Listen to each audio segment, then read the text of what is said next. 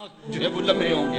ہمارے ایک ٹیچر ہوا کرتے تھے ریاضی کے، تو وہ بڑے جلالی ہوتے تھے۔ کبھی ہمارا ٹیسٹ لیتے نا تو دوسرے دن جب وہ آتے نا پیریڈ میں، تو باوجود پتا ہوتا کہ سوال ٹھیک ہم نے کیے ہوئے، بعد میں چیک بھی کیے ہوتے، لیکن جب وہ ڈنڈا لے کے داخل ہوتے تو سب کے پتے پانی ہوتے، پتہ نہیں کس کی جو ہے وہ کم بختی آ گئی ہے۔ اور پھر جب وہ اچانک جن لوگوں نے اچھے نمبر لیے ہوئے ہوتے ان کو الگ کرتے اور دوسروں کو الگ کرتے، پھر بھی سارے ڈر رہے ہوتے کہ پتہ نہیں یہ کدھر والے ہیں اور یہ کدھر والے ہیں۔ اور پھر جب کہتے بیٹا تمہیں شاباش، تو پھر جو مسرت ہوتی نا تو وہ پھر لفظوں میں بیان نہیں ہو سکتی ہے۔ اللہ تعالیٰ فرماتا ہے کہ اس دن پھر کیسا منظر ہوگا، ذرا غور کیجئے کہ جہنم سامنے ہے، اللہ پورے جلال پہ ہے، اور نیکوکار بھی بدکار بھی کھڑے ہیں، کلیجے سینے میں کانپ رہے ہیں۔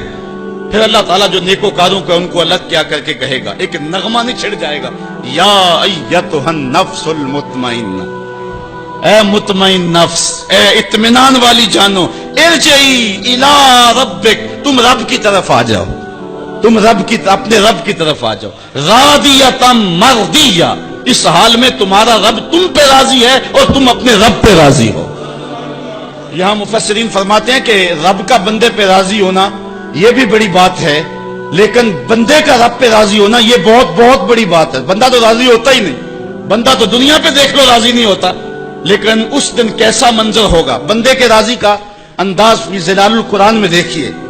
یا ایتھا النفس المطمئنہ، المطمئنہ الی ربہا، المطمئنہ الی طریقہا، المطمئنہ الی قدر اللہ بہا، المطمئنہ فی السراء والضراء وفی البسط والقبض والمنع والعطاء، یعنی میرے پہ راضی ہوا، میں نے دکھ دیا تو پھر بھی راضی تھا، میں نے سکھ دیا تو پھر بھی راضی تھا، کڑکتی دھوپ تھی تو پھر بھی راضی تھا، برستی بارش تھی تو پھر بھی راضی تھا، تجھے غربت کے چکی میں پیسا گیا تو پھر بھی راضی تھا، اور تجھے امانت دی گئی تو پھر بھی راضی تھا، میرے بندے تجھے کربلا میں رکھا گیا پھر بھی راضی تھا، اور تجھے فتح مکہ کی شان دکھائی گئی تو پھر بھی راضی تھا۔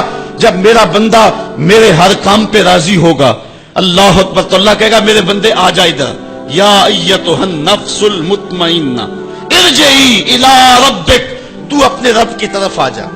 اچھا، راضیۃ مرضیہ، تو رب پہ راضی اور رب تیرے پہ راضی۔ حضور علیہ السلام نے ارشاد فرمایا کہ جب اللہ اپنے خاص بندوں کو جنت عطا کر دے گا تو اللہ تعالیٰ بندوں کو کہے گا کہ اے میرے بندو، کیا تم میرے اوپر راضی ہو؟ تو بندے کہیں گے مالک وما لنا، ہمیں کیا ہے، ہم کیوں راضی نہیں ہو سکتے؟ بندوں کو تو تصور بھی نہیں ہوگا جو جنت میں ملے گا۔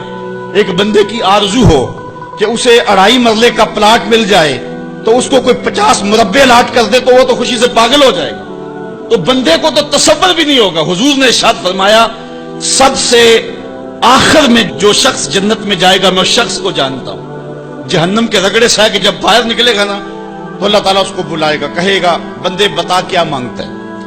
بندے نے زندگی میں کئی منصوبے بنائے ہوتے ہیں کہ یار یہ مل جائے، ساری زندگی میں خواہشیں تو پوری نہیں ہوتی، وہ جتنی آرزویں کبھی بھی زندگی میں آئی ہوئی ہوں گی وہ کہے گا مالک یہ بھی دے دے، یہ بھی دے دے۔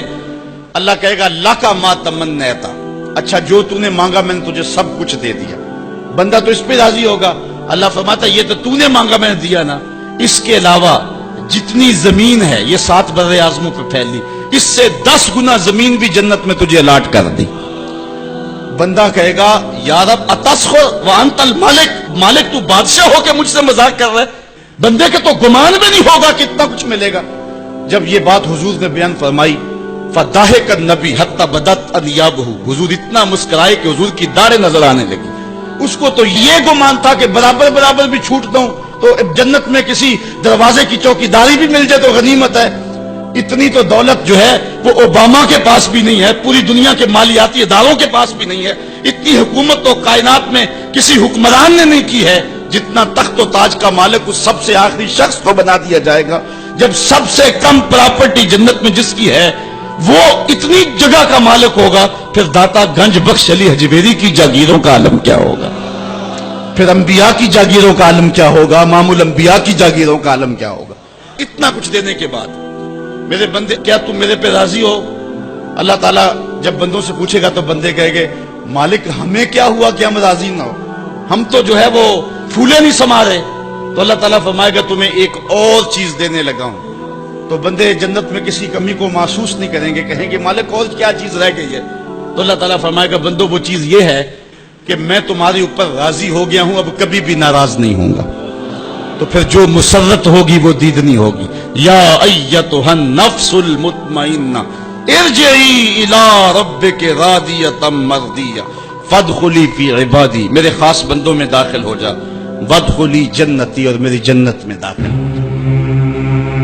ویڈیو دیکھنے کا بہت شکریہ۔ نیکی پھیلانے میں ہمارا ساتھ دیجیے، ویڈیو کو شیئر کر کے دوسروں تک پہنچائیے اور ثواب دارین کے مستحق بنیے۔